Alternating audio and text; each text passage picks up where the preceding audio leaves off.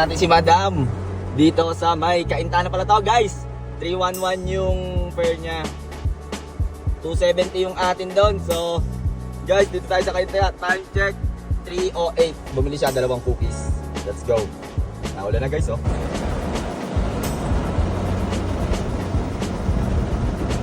No choice. Lusong na.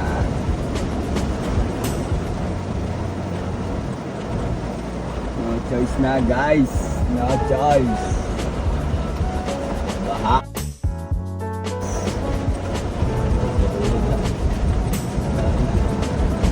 Tuhod na.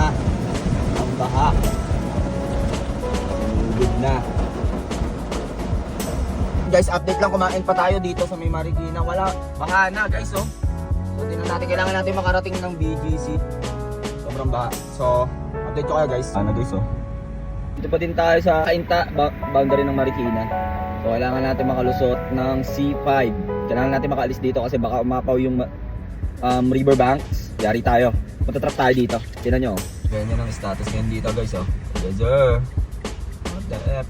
Tingnan nyo gaano kalalim yan guys oh.